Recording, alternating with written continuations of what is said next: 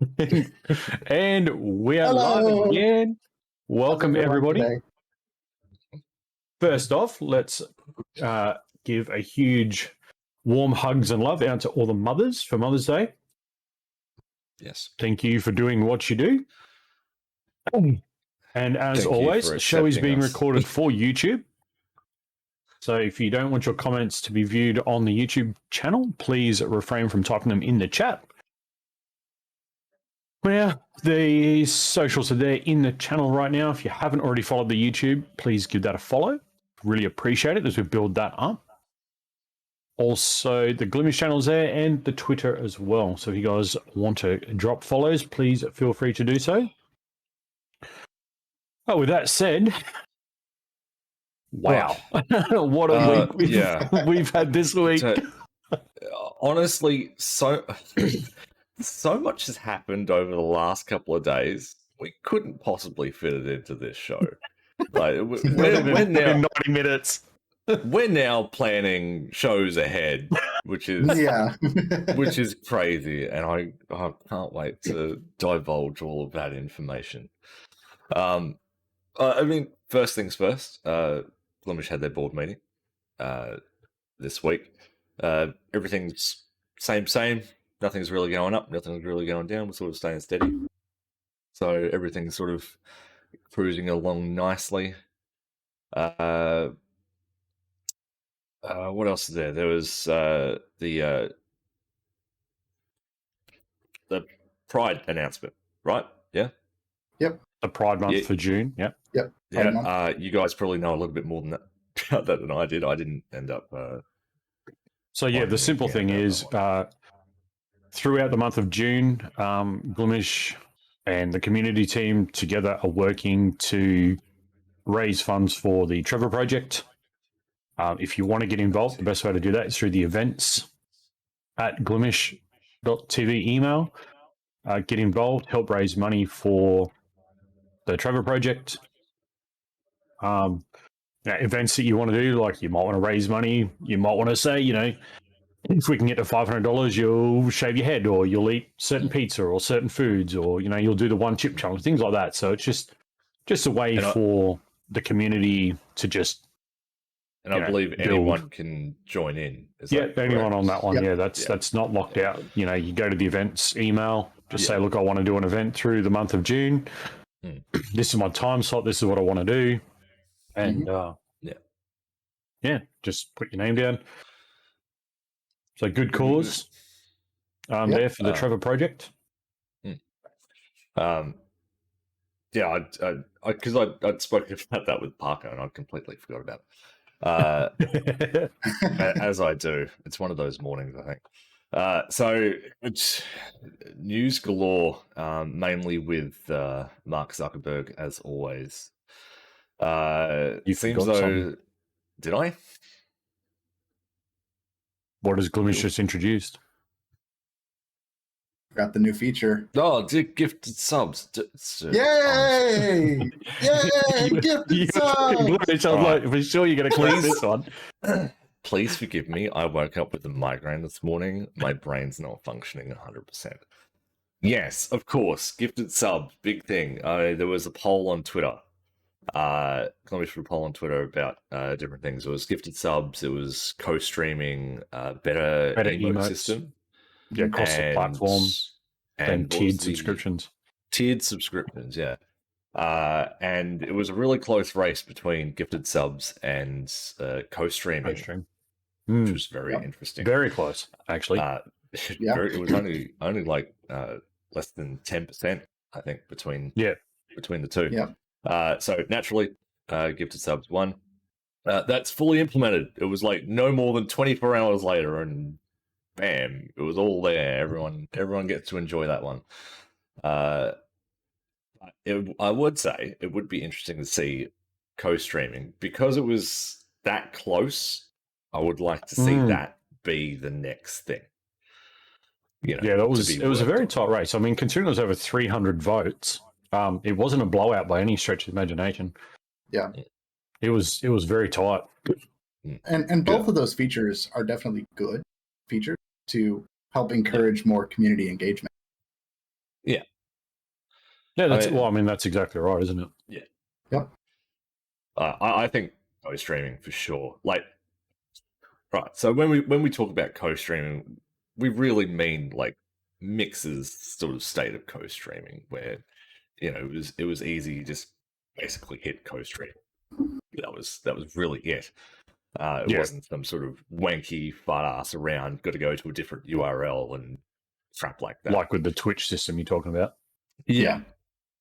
Look, I need mean, something very simple that definitely does the job. I think co-streaming in its sense is a big pulling power for a lot of places, because again, we know Twitch is locked behind, partnerships and, certain criteria, things like that. Mhm. But I know Mixer was open to pretty much anybody who wanted to co-stream. And I think co-stream is a good way to support not only your community, but also to showcase another streamer. Now, that might be an up-and-coming streamer. That might be somebody new to the platform.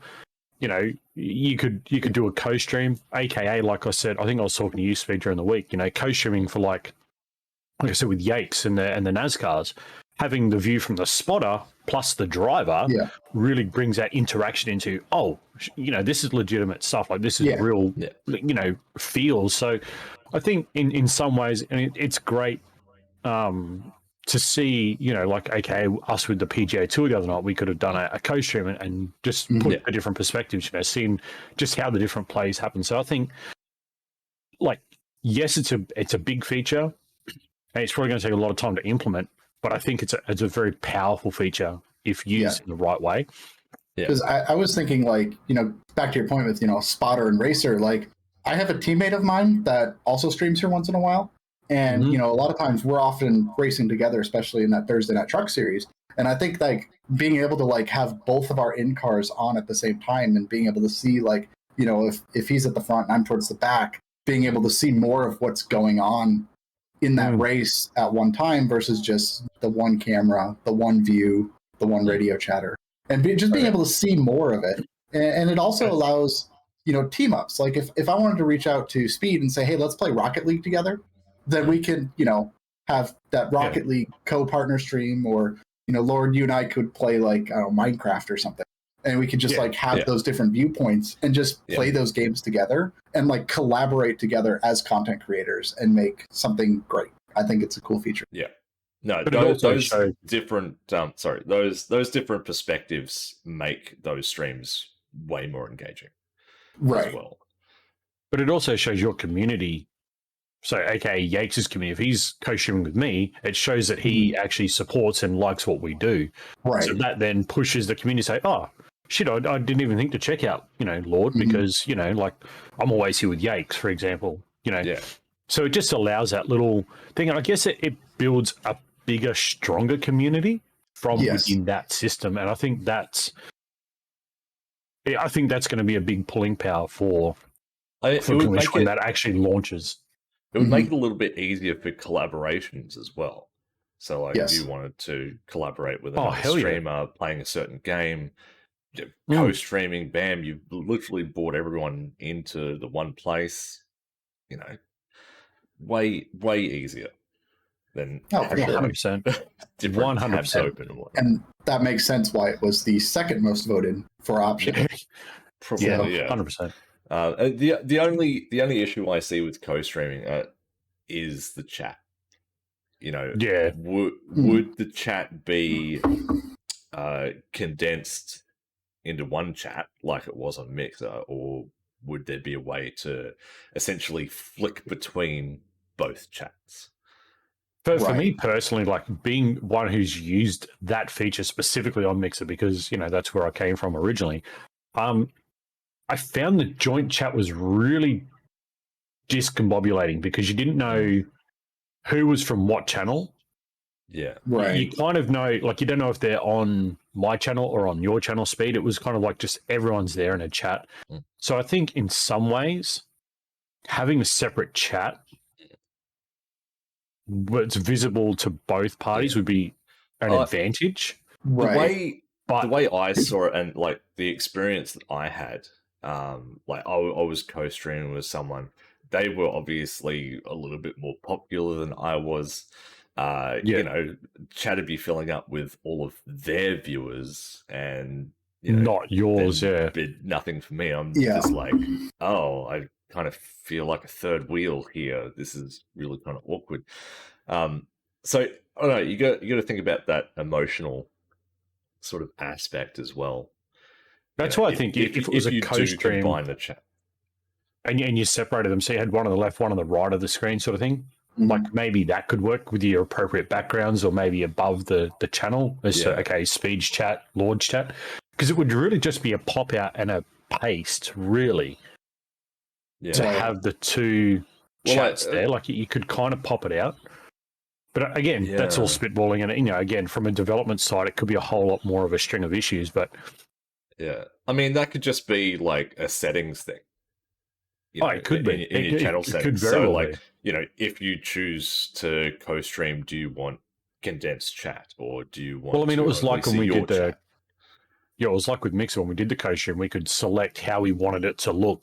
You could have like yours as the main, and then 3 individuals down the side.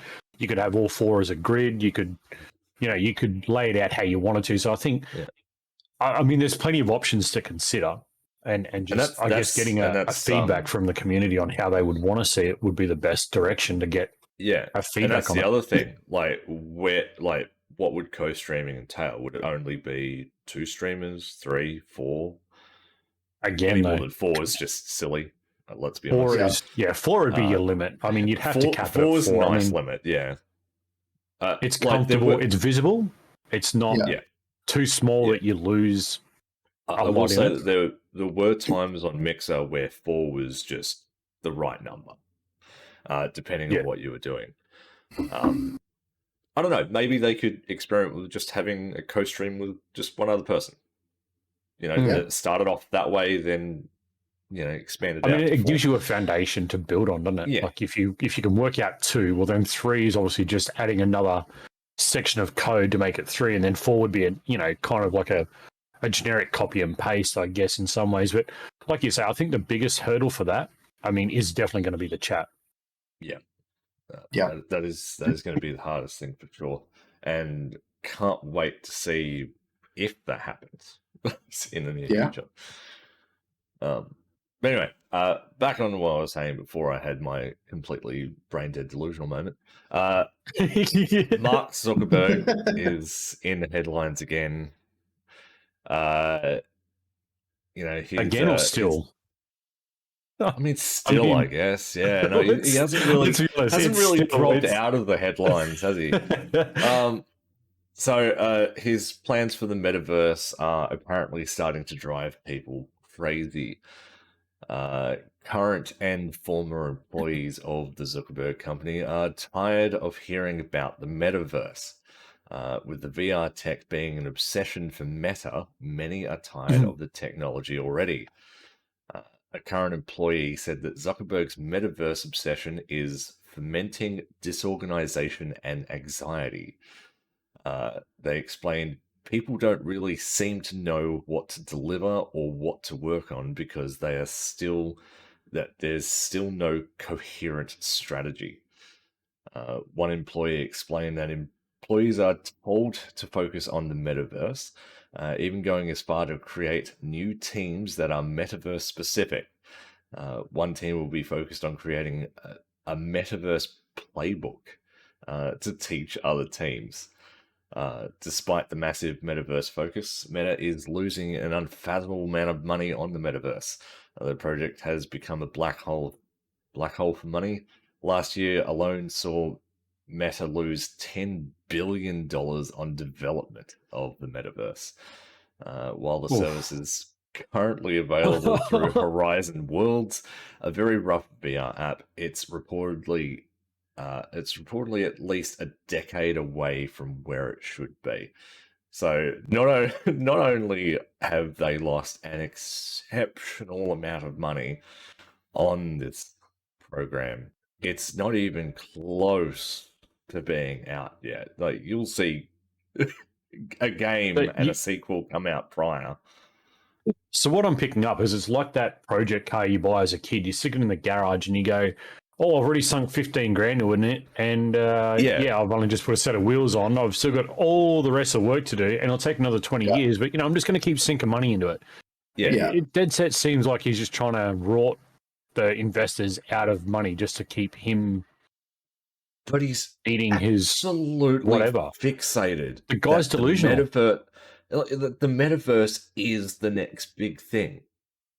Very well could be if he wasn't who he was. I mean, you're asking for 10 years of investment. At least. Like, yeah. Like, how... I mean, shit. I mean, by all means, like, if you want, like, metaverse to be, like, thing, like, that's fine. But, like, you should build a roadmap first instead of being like, this is our end goal. I don't know how we're going to get there, but that's where we're going. So what? This is the start, and that's where we're getting. It's like there's nothing in the middle. What? Where are we getting there? Is there mountains, valleys, rivers? Like, what are we crossing to get there? It's like... the metaverse. How long's it been in development for? Let's say 5-8 years. I mean, right? Yeah, you'd say somewhere around that time frame. And we're still looking at least 10 more years until it's publicly available. I mean, honestly, who's going to continually invest for 10 years on a product that's not working? He is. Clearly. Like, but he's not the only one. Like, I mean, they've just lost 10 billion, but where did that come from? That couldn't have come from his pocket. That has to have come from investors. That has to come from... No, comes from selling outside your personal data. Your personal data, so it comes from me. Great, fantastic. But you know what I mean, though? It's got to come from somewhere. And it's like, how can he seriously ask people to continually drop money into this pit for the next 10 years just to build something that's already losing and already has lost traction? At this stage, he just looks like a crazy person. One of those crazy homeless people on the side of the street. He reminds me of that, like, character, like, you're in college, right? And you're having a party with the boys, and this guy comes over, is like, bro, I got this really great idea, man. It's gonna make us so rich, dude. You wake up and realize, what have I done? Like, that's what it reminds me of. Absolutely. Bro, trust me, it's foolproof, bro. Come on, bro. Like, he'll wake up one day. It's called a pyramid scheme, man. Like, I just imagine, like, rich. You guys will come with me, but I'm saying the richest motherfucker. I just imagine, like, Zuckerberg just strolling into the office with, like, a red Solo cup in his hand and the hat back. Like, bro, we got this new thing coming on, dude. Dude, bro, come on. He wouldn't even walk in the office. He just would have had his VR goggles on, and that would have been it. For starters, like, no one can take this man seriously with that fucking haircut, let alone him trying to force a metaverse onto people. I mean, yeah, he's delusional at this point. Like, he needs some medical intervention or something, because you don't lose $10 billion and then go and tell everyone, hey, we're still 10 years away.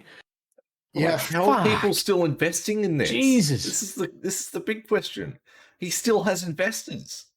How? There's nothing to show for it. I'm wondering if he's just filtering it from Facebook into Meta, where it's probably. Yeah, they think they're investing in Facebook, but he's actually using the funds for Meta. He's sidestepping the whole, like, taking on the left hand but feeding it out on the right hand. He's just. He's also using that Oculus money as well. It's the Oculus. Well, I mean. Well, it's not called the Oculus. It's enough to make you cringe, in it? Like, it's Meta. Oh, for sure. It's nasty shit. Remember, it's called the Meta Quest now. Oh, the Oculus Quest. Yeah. But in tying on to all of this fucking nonsense, Meta is now facing legal action from the Dfinity Foundation. Of course they are. A blockchain. Which claims Meta's Infinity Loop logo is too similar to its own, which it is. It's very close. Mind you, Dfinity Foundation registered their Infinity logo trademark back in 2017, I believe it was.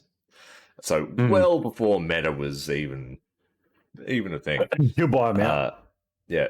They claim that Meta's tainted record when it comes to user privacy could affect Dfinity's efforts to encourage people to embrace blockchain technology. The foundation is also worried given how Meta also plans to embrace blockchain technology, potentially adding another layer of confusion given how both companies would be involved in the same industry. As well as urging Meta to stop using the logo immediately, Dfinity has requested an undisclosed sum of damages. Well, I mean, we didn't see that coming after the name, did we? Like, there was already the legal action against the name. Yeah. Man. Bro. I mean, it's that bro with the foolish ideas. It only gets worse, really, doesn't it? But Yeah. I wish that was the cherry on the cake, but it's not, because we have more meta news. Because a few weeks ago we spoke about Meta's want for Zuckbucks, right? The digital currency to be used in the metaverse. Now it seems there's plans for payment of 100 Zuckbucks to essentially get a get out of jail free card. In a excerpt from a website. Basically an FAQ section. I'm blocked from doing something on Facebook, like posting, sharing, or commenting. We may block people from doing something on Facebook when something you post or share seems suspicious or abusive to our security systems. It's normal stuff. Messages or friend requests you sent were marked unwelcome. You've done something that doesn't follow our community standards. Blah, blah, blah, blah. To avoid blocks like this in the future, you can review our community standards to understand what kind of sharing is allowed on Facebook. Pay 100 Zuckbuck fine. Basically, pay a fine and get out of your ban. Yeah. Oh, I'm sorry, Mr. Zuckerberg. Yeah. Please take my Zuckbucks back. You know what they're going to do is they're just going to start banning people left and right to get them to pay them more Zuckbucks. Yep. Yeah, it's like, oh, we didn't like Which that. in turn is a free thing that he's giving you to pay back to him that he can turn into money, aka money laundering. Yeah. Oh, but yeah. So you earn these Zuckbucks in the metaverse, right? But yeah. I'm guessing you would also be able to purchase them as well. Oh, there'd have to be some way. If they start doing the dodgy thing of banning people left, right, and center, and they don't have enough of those bucks, you're going to be forced to buy them, just giving more money to the metaverse. That's what I mean. So if you earn them, that means it's a free currency. Yeah. You then take it back. He's going to turn that back into money because that's now a point there. If you then have to buy them, then you send them back to him. He's getting the money from the bought plus the money from the Zuckbucks as well. Yeah. The guy is absolutely delusional. I mean, he's... I just, I have nothing for that. There's just nothing. I'm telling you, we just turned this fake money into real money. Right. It's that bro with the fake ideas again. Bro, come on, bro. But you know he's actually having that conversation with himself in the mirror at home. Yeah. He's got to be. He's talking himself up to it. I mean, seriously, if you sat down in front of board of directors and you put this out there, surely someone's going to smack you across the face and say, wake up to yourself. Like, it doesn't even make sense. None of the metaverse makes any sense. Like, who the fuck wants to permanently live within a digital world? Let's just let people pay to avoid the consequences of violating our terms of use. Yeah. I mean, that's pretty much it. Yeah. But we saw this in one of the movies. Was it Minions or something like that? No, it wasn't Minions. One of the movies had that whole like lounge where everyone's just sitting there and they're all like, just got their thing on and they're just sitting in a chair and they're all Wally. Like, Wally, yeah. I mean, no. Yeah. I mean, no. Look, I'm an introvert at heart. I don't mind being at home most of the time. But I'm not going to be in a digital universe for the rest of my life. Fuck that. The whole thing with the meta, it staples why I won't buy a VR headset. No, no, fuck off. I don't want it. Ready Player One was a good movie. I don't need that in real life, though. No, like the need to live in a digital universe because it's better than everything out there. Like you can't avoid everything that's out there. I mean, you've still got to go out there. You've still got to go and interact with it at some point in your life. Like, it's still happening with or without you, and it's probably going to drag you along. Right? Exactly. Real people with brains are out there interacting. The other ones are just sitting in a chair, looking in their bloody visor. Yeah. I fuck the metaverse. He's done. He's delusional. Yeah. This is a good one. So, specs for the RTX 4090 have come out online, and it's finally been confirmed. Hold on to your butts. That it will have a TDP of 600 watts. 600 watts is it's like no, but that's not at its peak though. No, okay. So, and I'll get to that. I'll get to that. I knew you'd have that data. So it's so coincidentally, it's the maximum draw power of the new PCI Express 5.0 16-pin connector. That's equivalent to 4 6+2 pin connectors from a normal PSU. It's very possible that third-party board suppliers will hit well above 600 watts, and I guarantee they will. You'll be looking at like 700, 750 watt TDP.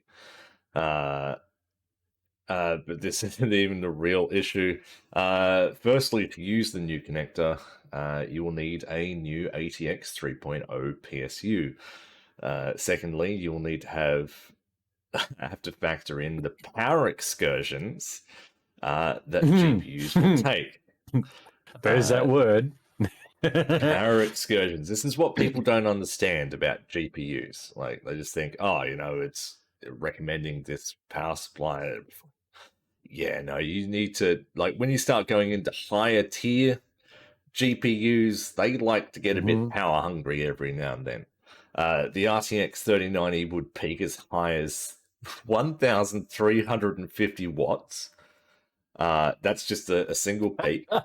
Hang on, I'll just pick up Yakes from down on the floor there. Yeah. Wait. While the RTX 4090 is reportedly peaking at 1,800 watts. Ooh, here comes our dual power supply. Wow. So dual power supplies in the PC, one purely for a GPU. Yeah. So not only is the 4090 rated for 600 watts TDP, that's sort of its like main average. It will peak at 1,800 watts. So essentially, either we're heading into the realm of dual power supplies or 2 kilowatt PSUs. Wow. Yeah, you imagine. Remember when the 1 kilowatt PSUs came out, and then like the 1,200 watt. When they came out, they're like, "Holy shit, that's a lot of fucking power! Like, how are we ever going to use that?" Well, hello. So here's the thing, though. Like, okay, so the GPU is going to draw 1,800 at peak. What's the CPU going to draw? That's you're going to need.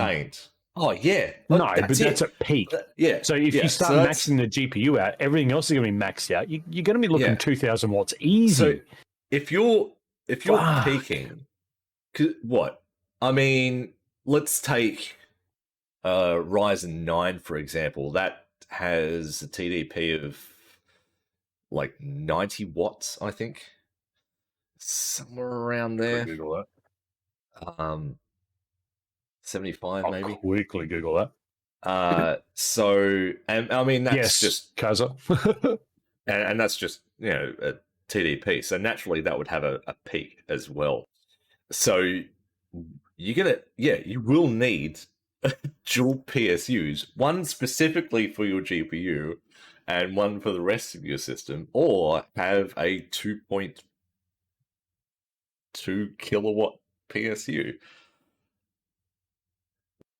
which is just absolutely absurd. Ridiculous. Like that's an insane amount of power. Mhm. But it's currently suspected that these cards are going to be at least twice as powerful as the current generation of cards. So just to reiterate, AMD Ryzen 9 5900X has a default TDP of 105 watts. 105 watts. So that's not peaking. So you take that's not TDP. peaking. That's just average. Yeah. So you take that, even if that didn't peak and your GPU did, that's still 1905 watts. Yeah. Needed. Yeah. So you would need a 2.2 kilowatt PSU to be in a safe zone.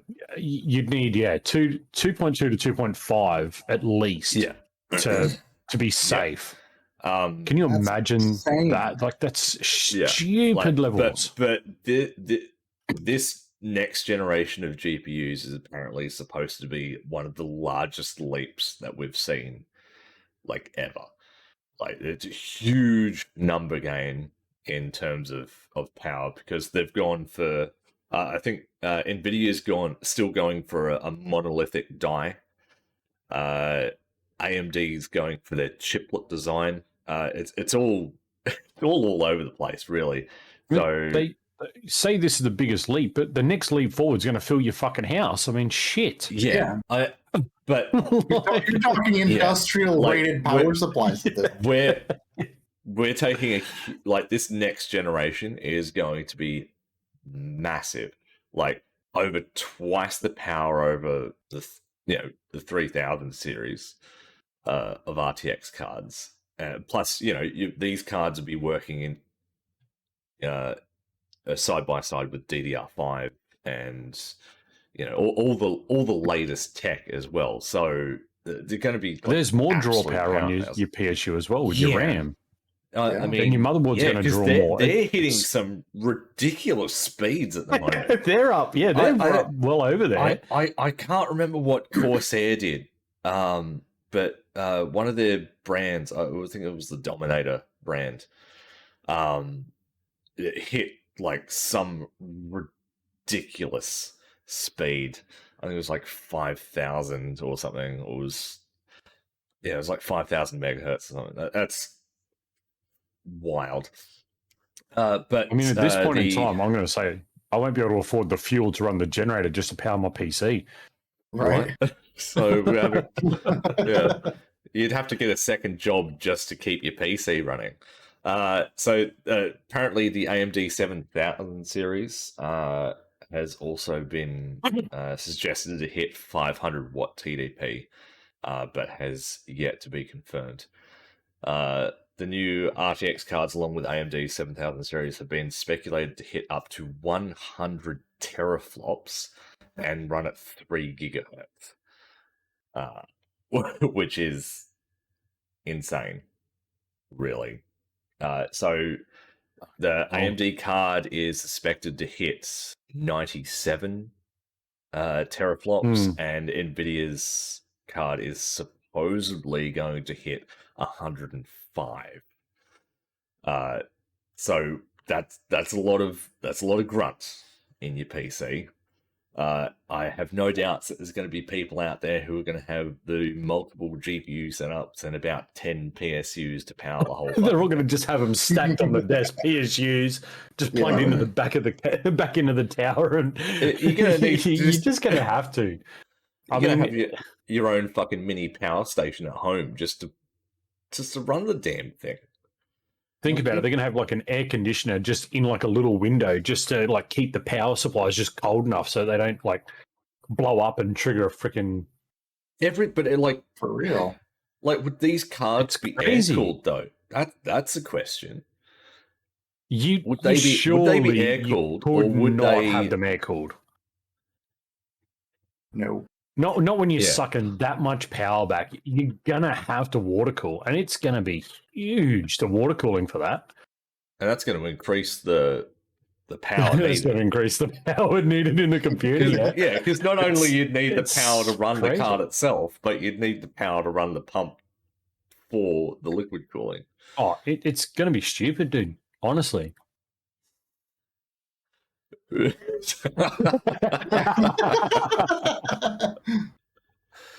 I thought that's why you're building a new shed clone, so you could just put like your computer up on the wall, you know, and have all the power supplies on the floor and all that kind of shit. I thought that's what the new shed was for. Shit! Look, as much as crazy, I would love, as much as I would love a brand new GPU, I might try and get a current Gen 1 later on. Maybe, but I mean, my system's fine. Mine's going to do me for quite some time. I'm happy. I'm happy with this thing. Yep, so it's fine. Either that, or we'll just start buying laptops. Really? Yeah. Well, I mean, yeah, it's nuts. Honestly, the way it's shaping up, your towers won't be able to hold them. You're gonna have to build them externally from a tower. Yeah. We'll start going back to the full size towers. Yeah, the ones that are like looking like this high. They're like the big industrial type generator boxes. You just got 3 PSUs on the bottom of it. But on a different note, NVIDIA is going all in on the AI train, going as far as letting it make its new GPUs. The benefits of this technique is twofold. For starters, NVIDIA achieve huge labor savings. Humans only need to work on 8% of cells that NVIDIA's AI can't do automatically, and in many instances, NVIDIA will receive better designed cells from their AI.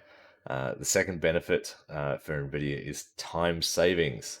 NVIDIA can use GPUs to achieve in days what a team of engineers would take almost a year to achieve. NVIDIA gets better designs faster, and NVIDIA's engineering time can be better spent elsewhere. Apparently, this has had it's actually going quite well, according to NVIDIA. The whole process about AI making their next GPUs is going really well. Like the AI is coming up with ways that engineers haven't thought of yet. So we'll have to wait and see. Yeah, I was going to say, essentially, when the computer builds itself, if it ever became transient, it would most definitely take over the world. Starting with Zuckerberg.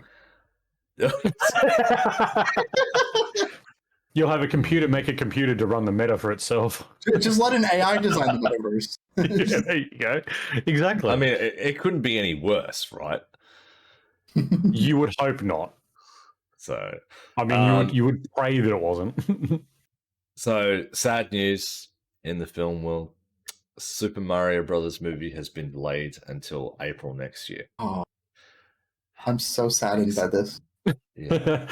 Is that so they can fix the fuck ups to it to make it better, or is that just because they have stated that the wait will be worth it, and it's turning out really well. Hands up, who's confident? I thought. I mean, it can't be worse than the last Mario Brothers movie they made. Now, I'm as confident for this new Super Mario Brothers movie as I was as confident for Cyberpunk 2077. Yeah, please don't issue them a challenge to make it worse. No, I'm with Kazza, Bob Hoskins. Fantastic man. But the original Super Mario Brothers movie. He's only as good terrible. As the book that he's given to read out of, unfortunately. Well, yeah. If it's shit, it doesn't matter how good the actor is, it's still shit. But on good news in the movie world, the Hot Wheels movie is back on track with J.J. Abrams and Bad Robot at the helm. All that we know about it is it's expected to be a high-octane movie experience. I would hope it would be high-octane. Yeah, well, I'm pretty sure they said the same about Fast and the Furious as well. Wheels? Yeah. That would be like having a Fast and Furious movie, but they all drive like 4-cylinder like street cars down the highway below the speed limit. Well, I think it's going to be... You never know, man. I mean, Forza did do the Lego expansion. It was Lego cars. Mm-hmm. It's so possible. Maybe not as far-fetched. I would think that the Hot Wheels movie is going to be somewhere along the lines of the Speed Racer movie, where it's going to be like slightly weird and disconnected, but have that sort of reality to it. Can I poke Kazra a little bit? He says the Lego expansion shit, but still better than Horizon 5 in its whole system. Sure is. So,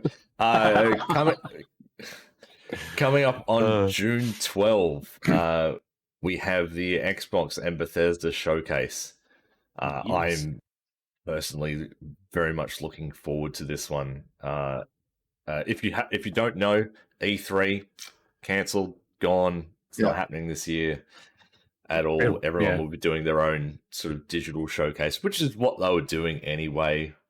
In previous years, it just worked better. Everyone got their own space. They just telecast it to the world. Everything's good.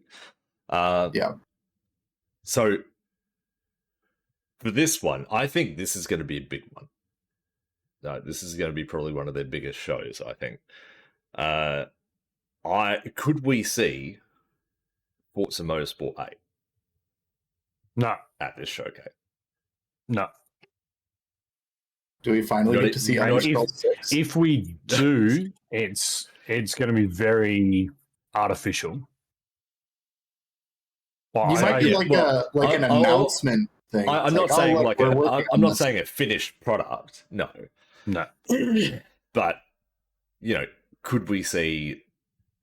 I think it'll be very similar to how during the last showcase they released Elder Scrolls 6, which is this video that's video and logo hey, we're working.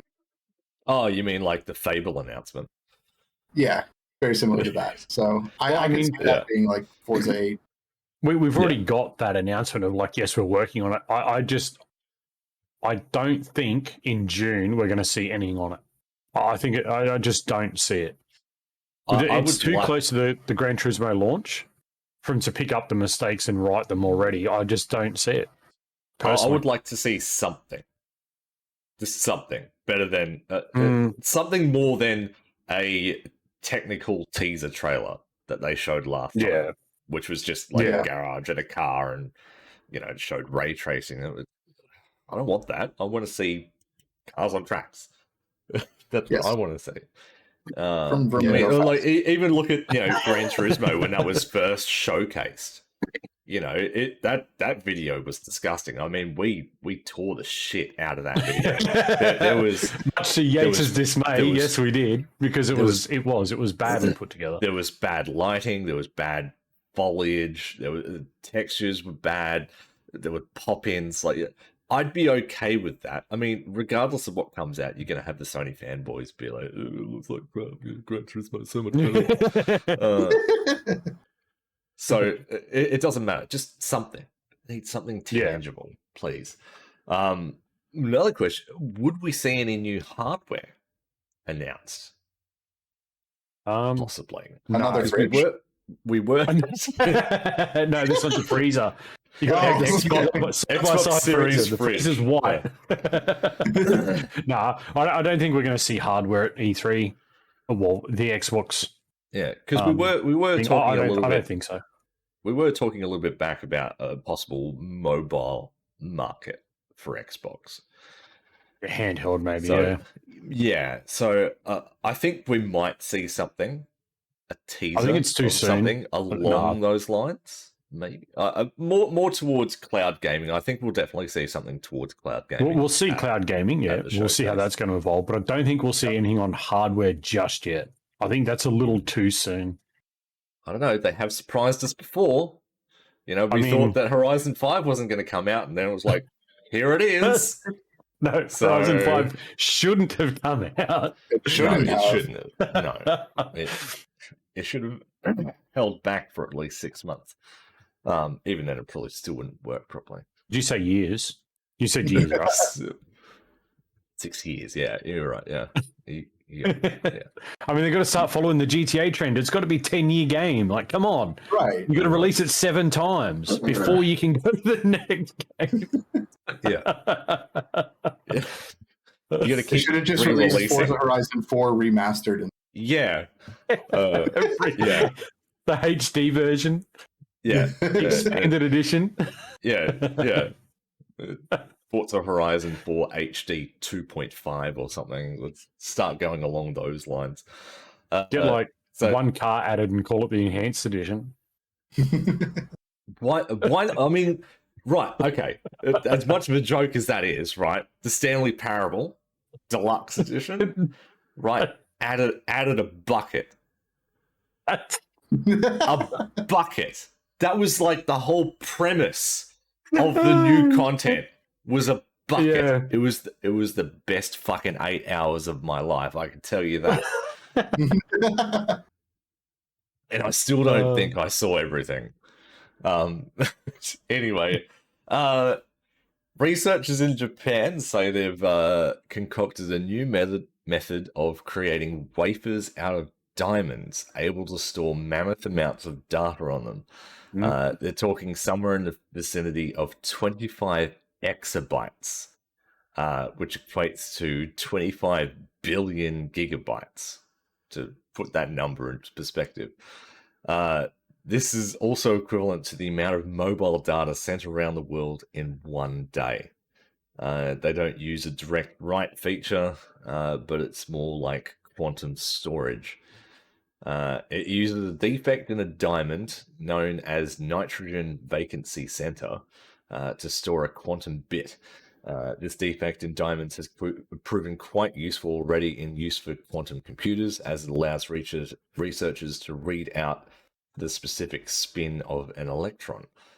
These diamond qubits are even useful at room temperature, which means less reliance on supercooling gases that many quantum qubits require to operate. If you've ever seen a quantum computer, like, it is this tiny thing just surrounded by this massive fucking cooling object. Yeah. it's huge. Keep the temperature at exactly the right temperature. Yeah, and, you know, you can't have any movement, and there's so many. Yeah, it's like within point something of a degree. Like, it has to be in that exact range for it to work optimally. I wonder if we'll ever see that in personal PCs. Well, considering it runs at room temperature, but I don't think so, because quantum computing is way more different than normal computing. I think we touched on quantum computing last season. Yeah. But I'm just saying, like, the storage wise, yeah, it could be very. But quantum storage, that could be. I mean, is that really out of the realms? Like, quantum storage, is that really out of the realm? These diamond discs that they're using are like 5 centimeters, so like 2 inches, like in diameter. Very small. That's it. Like, we're talking like that size diamond disc holding a day's worth of mobile data. 6,000 Steam libraries. Yeah. Or something along those lines, wasn't it? It was like 6,000. It was like, yes. Yeah. Wasn't it like every game on Steam 6 times? Yeah. Yeah, so 6,000 Steam libraries, yeah. Yeah, and I believe it said, 2-inch diamond wafer theoretically enables enough quantum memory to record 1 billion Blu-ray discs. That's They say it's not a direct right though, but there must be a way to make that sort of happen.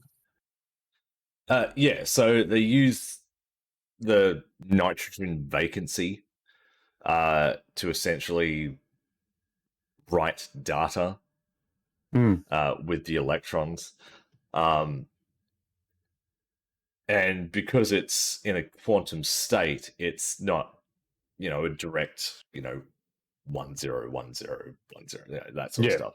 It's it's like that in the fourth fucking dimension. Like there's a lot of data in one sector. So I wonder if we could potentially see these in like a little cube, so to speak, with maybe some sort of port on it that you could plug in to write that data, maybe. I don't think we would see this in the consumer market. No. I think this would be more say Google, for example. Google's quantum drives and shit. All of their, like, they would have just fucking rows of quantum storage. You could literally just start storing every moment that happened on Earth for the rest of time. You could fit the whole metaverse on it. Oh, shit. No, but, what I'm saying, though, is, like, if they figure this out for a generic, like, user market, I wonder if it would literally be like, rather than a hard drive or an SSD, I wonder if it would actually be like a little cube that just sort of sat at like an external drive, just sat on your desk or something, just to... You mean like a paperweight? Yeah, kind of like that sort of thing, just to be like, hey, look, I've got a little quantum drive, like just... I mean, but the internals could just be... So these discs use pure diamond, right? Pure diamond. So already... fucking hella expensive, and you're making something very specific out of it. But diamond, like natural diamond versus man-made, though, like if you start flooding the market with diamond, obviously the price is going to come down because it's now a supply and demand issue, right? So if you flood the market with it, you could potentially lower the price. Yeah, but maybe. Yeah, but I see this in more a non-consumer market. I see it more in Clone Shed for like servers for Glimesh. Mainly because we'll probably see this other thing in personal computers. So researchers from the Delft University of Technology have discovered one-way superconductivity without needing magnetic fields. To enable one-way superconductivity, they created the Josephson diode, an example of what they call a quantum material Josephson junctions. Bless you. You want to speak English? So basically, electronics can become hundreds of times faster and use less energy with the help of superconductors, which allow current to travel through a wire without any resistance. NVIDIA, you listening? NVIDIA calling out to you? They've stated technology which was previously only possible using semiconductors can now potentially be made with superconductors using this building block. This includes faster computers, as in computers with up to terahertz speed, which is 300 to 400 times faster than the computers we are now using. Could you imagine? Cool. So in other words, Yates had loaded World of Warcraft and we finished before it loaded. Got it. Yeah, the game would finish itself, before you'd even pressed anything. But like that, that I could see being used everywhere. You imagine it in phones, though. Using less power, you've got, But you start So got the not computing necessarily. power So in essentially 400 times faster than what you Think of all currently the- get. way I'm more looking at it though is those GPUs that we're just talking about. Yeah. If you can lower the power, Mm. but still keep the same, Yeah. you could bring that down. That could make it more practical for most users. Yeah, I mean, we're talking about electrical transfer with no resistance. No resistance means, guess what? No heat. That is huge. Yeah. Like, With no resistance, no heat. That could be used for anything. Well, sorry, very little heat, but yeah. Yeah. It would, use would be phenomenal. You could use it for everything. I mean, not only could you use it for like CPUs, GPUs, or like any form of electronics that currently uses immense amounts of power, would be just slashed. But performance would be either just the same, if not higher. So with this technology, could I then theoretically run this next gen video card on like a 500 watt power supply? Well, it would, probably. Yeah, to a degree, because you would you'd lower your power. It wouldn't create heat, so you wouldn't need to cool it because it's not heating up. Well, I mean, it would probably create the same amount of. Well, yeah, you wouldn't need much cooling at all. You could have like tiny. You'd probably have one fan in your computer. Yeah, just one little fan, just blowing it out the back of the tower. I mean, that's all you'd need. Like, yeah, but like I'm thinking in terms of like internet, right?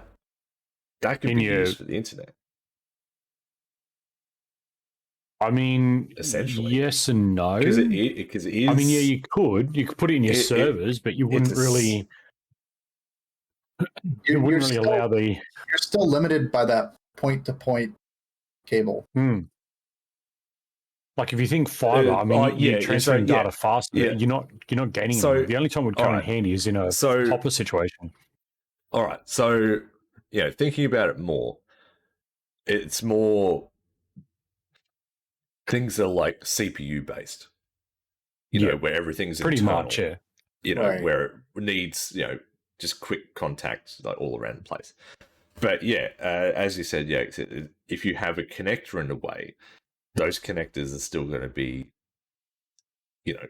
subject to resistance. Right, because that essentially will be pumping out like hundreds of gigabytes from your router to your PC. But if you're limited by like if all you have is a Cat5 cable, that's still only going to push gigabit.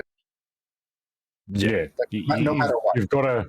Yeah, you've got to change certain things. So I would see it more for GPU, CPU, motherboard, more than an actual. Yeah. Even servers, for that matter. Servers would be able to run it. You could use it for big servers and things like that, but it wouldn't be full in that point-to-point connection. Yeah, no. But they're also saying that to transfer from using semiconductors to superconductors wouldn't cost that much.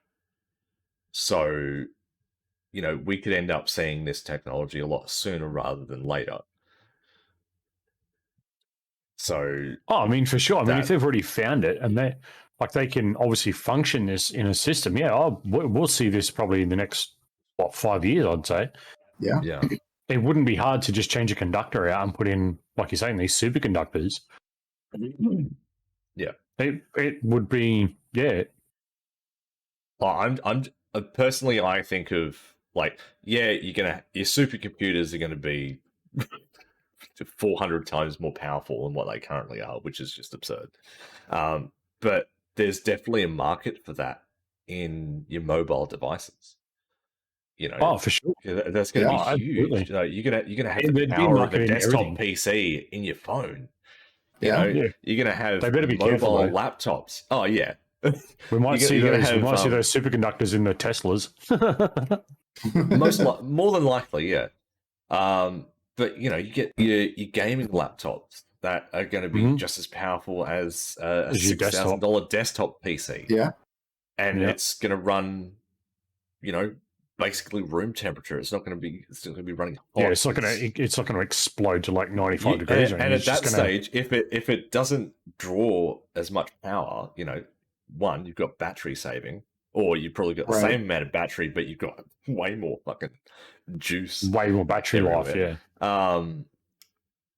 But the heat, because there's less heat, you can go for a thinner design on gaming laptops. So you don't have to have a gaming laptop that's like 3/4 of an inch thick. Yeah, you'd have it like half the size. It'd be interesting, though. It'd be definitely interesting to follow that process, because that could be a very big industry game changer. Honestly, that could very well be everything. Anything that's got a motherboard or anything in it really will use it for sure. So phones, tablets, consoles, computers, everything. Imagine a console built on it. Yeah, consoles. Like your next PlayStation got superconductors. Yeah. Like, I wouldn't be surprised if the big dogs are already looking at that. For sure, yeah. They'll be there'll be a patent put on it, and someone will be buying that really quickly. So moving on from that, very interesting story. An unknown user has had a troubling time when they bought a PS5 and had disappointment that it wouldn't read any discs. You know this one. After sending it back to Sony. Yeah, I read this, Yeah, after sending it back to Sony for repairs, Sony gave it the once over, then sent it back and said there was nothing wrong with it, and proceeded to charge the owner a fee of $230 because it didn't void warranty. No, because it was against the warranty. Yeah. No, because it wasn't a fault. It wasn't classified because as a it wasn't warranty out of the box fault. Yeah, it wasn't covered. So the owner tried to use the console again, only to find it wasn't working still. So he contacted Sony about the problem. But in Sony's wisdom, they asked one very simple question that made the user realize what they had done. They basically asked, "Are you putting the discs in upside down?" It was a costly mistake. That's one way to fuck it up. Put your discs in upside down and pay $200 for the privilege. Well done, son. Yeah. We're talking like weeks without their brand new console. Only to find out that he was a dipshit and put the disc in upside down. Honestly, I hope they don't back down and still charge him. They did. No, they did. They charged him. They charged him, because according to Sony, it was all his fault. There was no issue. Yeah, good. Yeah. Yeah, there was literally nothing wrong with the console. It was working as intended. It's people like this that when you buy a car, it says in the owner's manual, do not drink the battery contents. It is dead set people like this. You just have to literally turn the disc that way. Coffee is hot. Coffee is hot. You've been warned. Oh, Christ. Yes, I read that story and I was just like, oh, my days. You wouldn't have thought to just maybe turn the disc around before you sent it back? No, you didn't think of that, buddy? You didn't think of that? No. You didn't give it the traditional, blow on it and put it in there you did? Pull the disc out and blow on the disc. Yeah, that'll fix it. Shove it back in. Oh, it reminds you of the old that meme about the USB drive, isn't it? No, yes, no. See, just wait till in. That's the problem when you have these disk drives without a disk tray. Because in the past, tray would come out and be like, "This is how you put the disk in." But now it's just you insert the disk. I don't know if that's the right way. Can we see who the Sony man is in Side Note at all? Give us a tray. Give us a tray so we know how to put the disc in. My PS2 has a perfectly good disc tray. No, how do you not know which way the disc? And this is why you're the American in the group. That this is why he's our PlayStation guru. I mean, you just look at where the rubber stoppers are on the side of the console. Like, clearly that's the bottom. Right. Whatever. Usually there's a little like a PlayStation logo that is up and down that you can judge the orientation of the I haven't actually seen a PlayStation 5 like in the flesh, so like I don't know if they've actually like changed, the way it sort of sits or the orientation of it or whatever. But actually, no, I mean, the PS5 doesn't have rubber stoppers on it because it's a straight. I think the thing is, so like the PS5 kind of comes down and then goes like this for the disc tray model. So like if you look at that, like okay, the disc tray is like you would know the but bottom. There's more console over here than over here. So you put the bottom of the disc to the lump, basically. Where the majority of the console is probably where your disc read is. Yeah, I mean that would make sense. We live in a world where we have to oversimplify everything so people can understand and not kill themselves. I mean, what is common sense? It's not common. There is no common sense. I remember that situation. Sorry, I'll just quickly. I remember there was a sticker that I saw years ago that said, "Make something idiot-proof. Somebody will make a better idiot." And I mean, that is just a classic example of that exact moment. It's just like, you can't make it any more simple than dumb, and even dumb is still not simple enough. Yeah. Anyway, it's like when they say do not eat the contents of the packet that's inside the silica shoes gel or something. The silica gel. It's like, please do not eat this. The fact that we have to put that on a packet, do not eat this, is just. I have zero faith. It's gotten out of control. It really has. So, in an interesting move and push towards the future of gaming, Xbox has announced that Fortnite can now be played via Xbox Cloud Gaming for free on iOS, Android, and Windows. You can also play the game via xbox.com/play. Xbox stated it was very important to introduce free-to-play games on Xbox Cloud Gaming as it moves forward. I think yes, no, I agree with them absolutely. I also find it interesting that they've put Fortnite, of all things, on cloud gaming and promoted it. Well, I mean, have they fine-tuned cloud gaming that much? Well, that's what I was going to say. You were saying from cloud gaming, your experience, that it's not really fast-paced. Like, it doesn't keep up well. Mind you, the last time I used it was probably a year ago, back when the beta was over here. So I would need to test it again. Obviously. Yeah, actually, my brother and I have been playing Halo 5 on. I can only play it with cloud gaming because I don't actually have an Xbox console. And for us just doing like the co-op campaign together, it actually works really well. Yeah. Do you find any input lag? Do you find any delay? Like when you're trying to move, it's pretty. The only thing that's a little jarring is like the graphics are like very low res. So like it kind of like has this bubble where everything around you is like high quality, but off in the distance, like the draw distance is really low. But as far as like input lag and things like that, the game plays just like it would on the console. Like there's no input lag, there's no lag or anything like that with it. By the sounds of it, they're modifying the games themselves so they work as they should. Seamlessly, yeah. So like changing the render distance and because the one thing I noticed is like if you're fighting enemies like off in the distance, like if you look at them, they're actually like 2D sprites instead of like a full 3D model, off in the distance. Like it's actually very interesting how they do it. I will have to check this out later, I think. I'll test I haven't touched cloud gaming just purely because like what you guys are saying about it. I wanted to wait until they'd kind of fine-tuned it and just pushed it a little bit more. But I think, what Yates is saying, it could very well be worthy. I've also played a little bit of Outriders on cloud gaming as well, just to try it, and that plays really good as well. Interesting. Yeah, maybe there's our answer to those dual PSG computers. Yeah, and that was just that was just through Game Pass Cloud Gaming. Yeah, that's all it was, just to try it out. Yeah. And I might great. try There's that. No lag. I might try it on my phone later, and also via the website. I was going to say I might look at the website and see what it's like. just to see what it's like.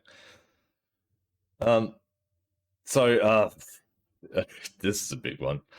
Nvidia has stuck their foot in it and has been fined $5.5 million US by the US Securities and Exchange Commission for failing to divulge to investors how much of its 2017-2018 revenue came about from crypto miners.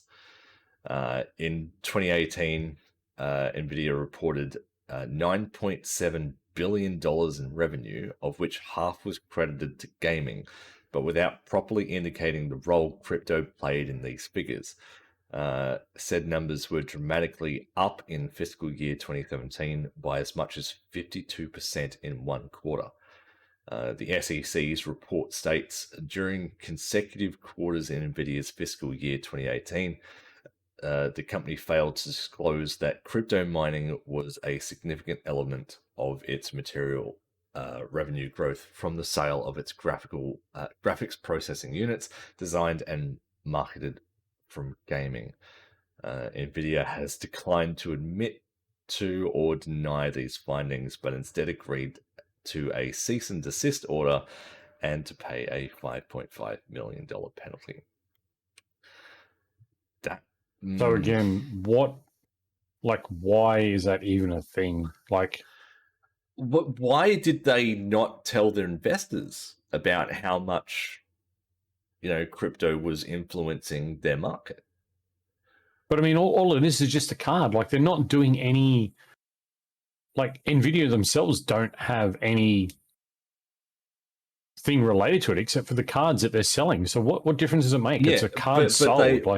But this is mainly for their investors.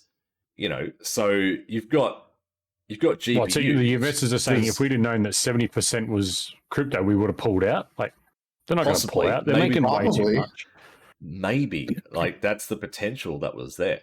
So you've got your GPUs, which are designed for gaming, being essentially sold and used for crypto mining. It's. I mean, my point is though, how would Nvidia know? Okay, they sell to wholesalers. Wholesalers sell to us. How are they going to know what it is? They very clearly know what it was. I mean, they. If you get somebody that places an order for 20 video cards at once, they're not gaming with that. But they could be a wholesaler though. They could have a business where they're buying them in bulk and then building PCs and sending out like Newegg or places like that. Yeah. It'd be like diagnostic data that's being sent. They would know what they'd have to know. They'd have to know what. Why else would they just instantly agree to a cease and desist? But the thing that still poses a question though is why would the investors care? They're making their money. I mean, if I was an investor and I had millions of dollars and I was a big fan of gaming and I was investing in this company and then find out that instead of putting all this money towards gaming, they were putting it towards crypto. I'm like, why are you doing this? Yeah, but that's the thing. Nvidia's not putting it to crypto. That's the problem. Yeah, but they also Nvidia's really making the card. Right, but how are they supposed to stop it? I feel like whatever's happening here is advanced legalese speak that we will never comprehend. Yeah, no, exactly right. But how are they supposed to stop a card? I mean, they're supposed to know. They introduced just get with the times. Shit. Yeah. They introduced the limited hash rates and all that sort of stuff to essentially bottleneck crypto mining. But even that was bypassed easily. So that's what I'm saying though. They don't care.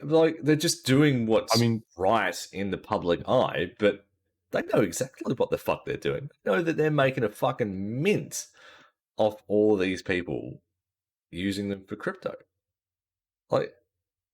And I reckon it's kind of weird. Had their investors have found out that their product was going to a market that wasn't intended, and Nvidia is making a crap ton of money off it. As an investor, you'd be like, "The fuck is this?"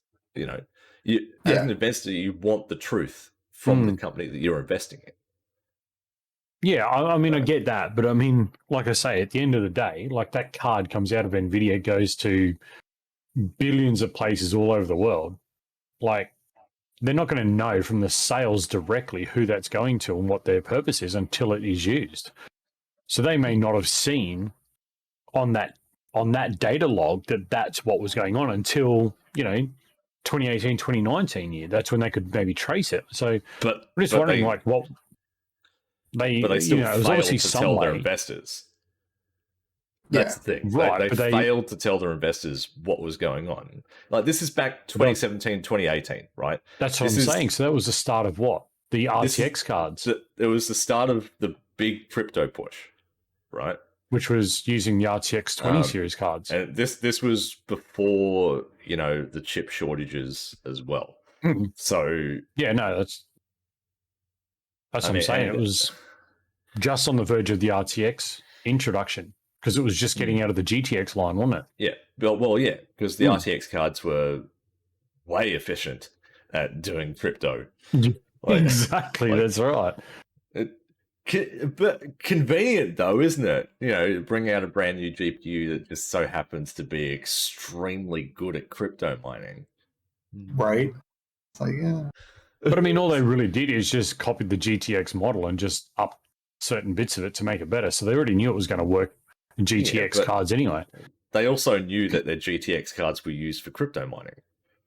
But they didn't really put anything in place to stop crypto mining on the RTX cards. They knew what they were doing. Yeah. They knew exactly. I can see both sides. Yeah. Their job is to make a card. How it gets used is not their business. This is what they're going to play at. But that's all I have here. So if you guys have anything that you wish to talk about, I know Yakes is busting his balls to fucking speak about fucking WoW. So yeah, it's literally his chair the whole time. So I'm not talking about WoW today, but we are still going to talk Warcraft real quick. So on Tuesday, Blizzard finally announced the mobile game they've been working on for a few years, and it is called Warcraft Arclight Rumble, and it looks fun. I mean, they've already gone out and say there's going to be no loot boxes or any like NFT crap with that, and it just looks like a really fun. You collect characters, and it's kind of like a tower defense game. You just kind of build characters and go through missions, and there's like dungeons and raids and stuff, and it just looks like a fun mobile game. It doesn't really, like, from what they showed in the trailers and everything, it doesn't look like your standard mobile game. It very much is similar to like how Hearthstone is, where it's like a mobile game, but like it's not riddled with ads and predatory practices and things like that. Yet. So yeah. I was gonna say, how many ads do I need to watch like every 5 minutes? Yeah. Ads would be the first DLC for it. I mean, for like a first look and hearing this announcement of this mobile game that they've been working on for a while, like, I'm not a mobile gamer, right? But I was intrigued enough that I want to try it out when it comes out because it just looks like fun. And I think that's all you can really ask for from a mobile game is it fun? Yeah, sure. Cool. But I guess. Any release date, would we say? They don't have a release date for it yet, but they did open up signups, so you can pre-sign up to preload it when it goes live. Because wasn't also the PC beta launching at the same time? That was for Diablo Immortal.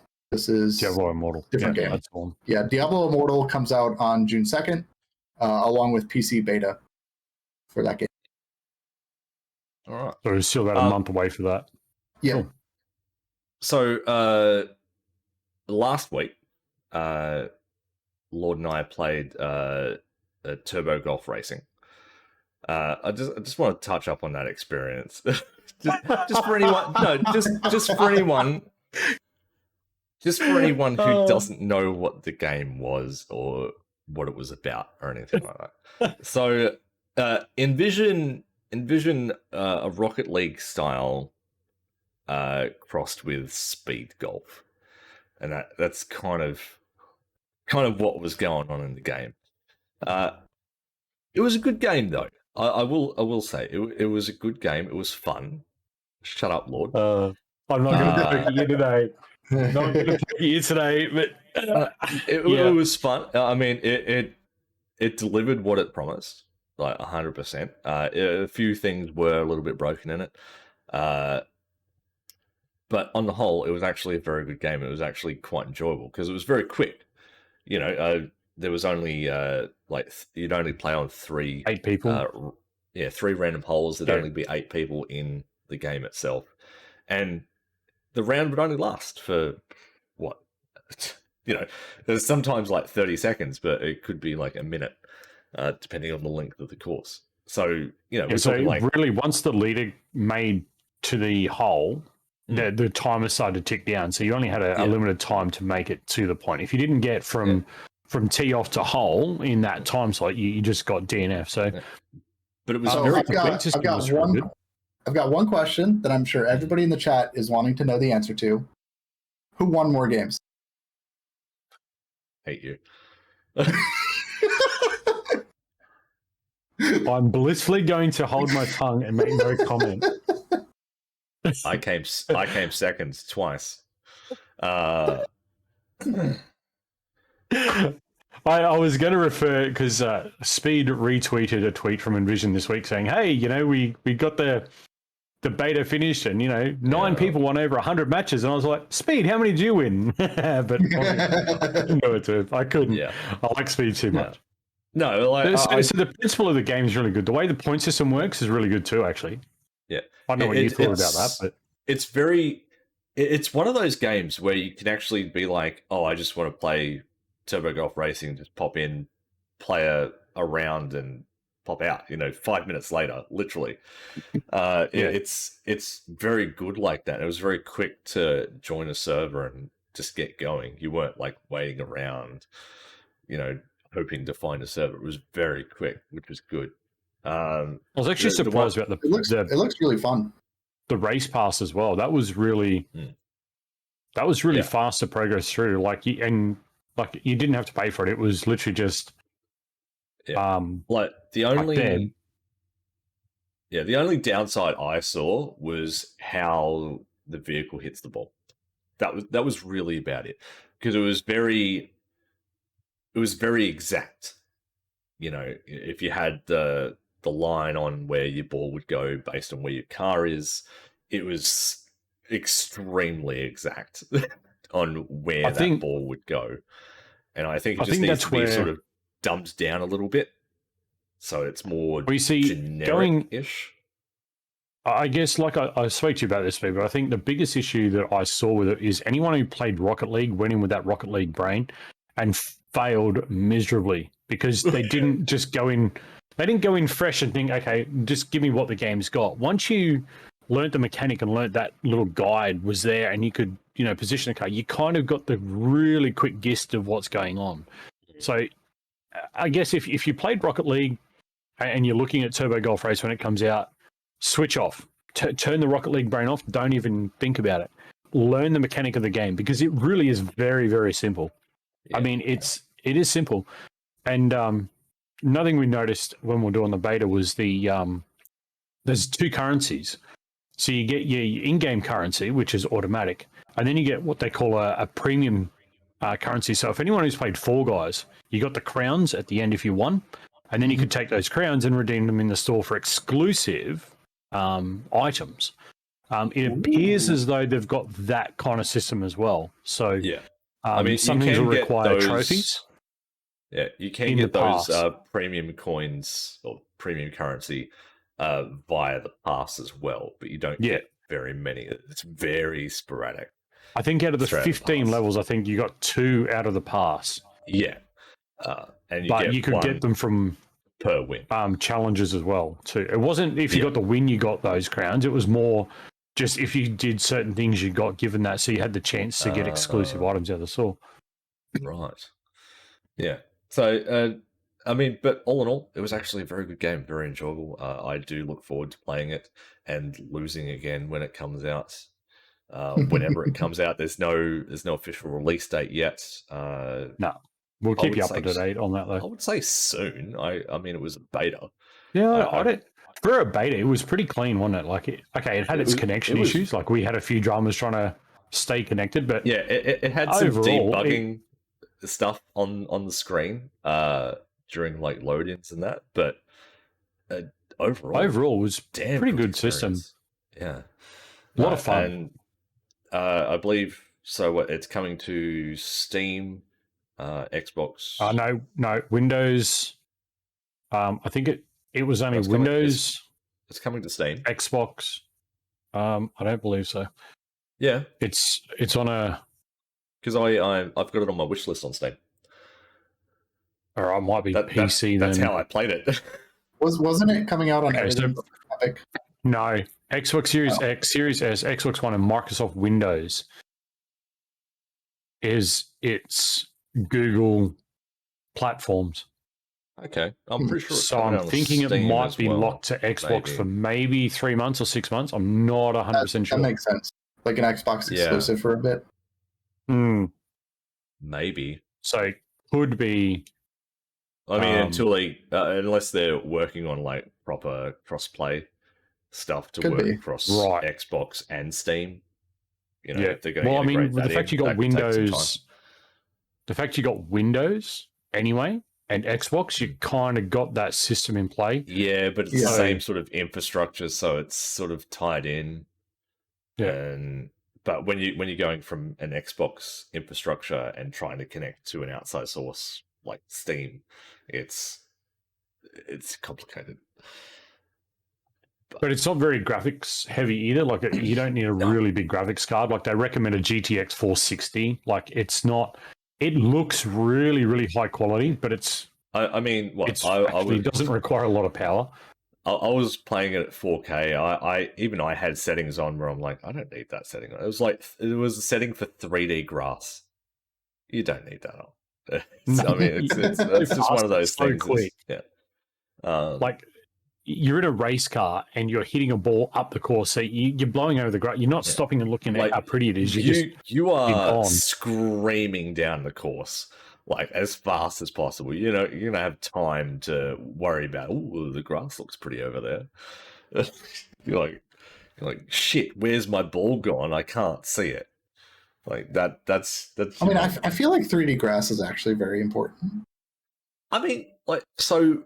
Rocket League has 3D grass. Doesn't need it because you can't notice it unless you can't actually sitting still. That's a nice little touch, I guess. Yeah. You can look at every blade of grass tech. I won't be. So just touching on it, during the Future Game Show's 2022 event, Secret Mode and Huge Calf Studios revealed quite an interesting title that is coming exclusively to Xbox and PC via Game Pass later this year. So it was actually announced at Future Game Shows that it was going to be exclusively Xbox. So you may be able to get it on Steam, but after a certain time frame. Yeah, down the road. I mean, but if you've got Game Pass, you're in. There you go. I highly recommend grabbing it and giving it a go. So yeah, their little take on it. It's like having Crash Team Racing, Rocket League, and golf in one game. Those damn rockets. Right,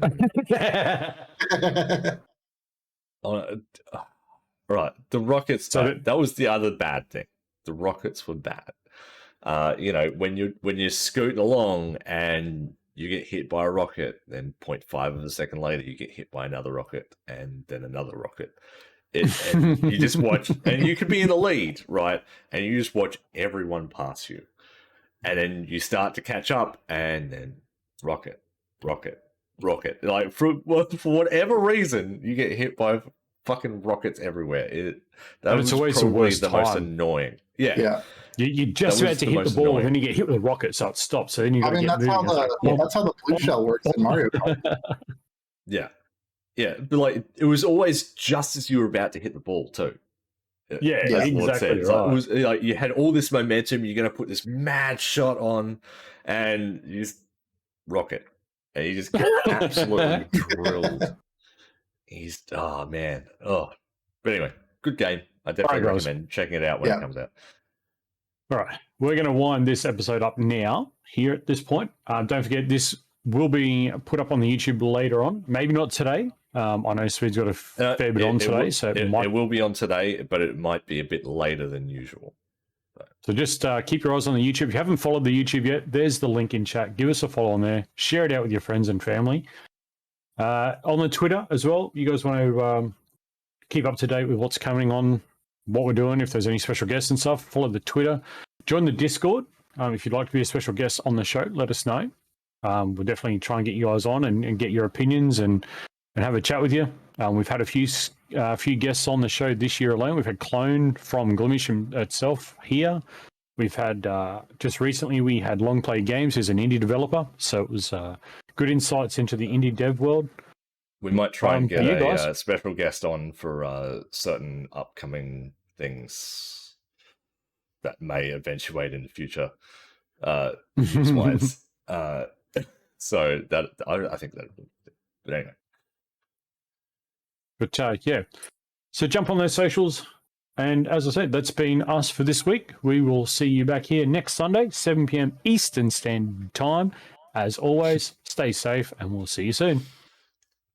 Bye guys. Bye.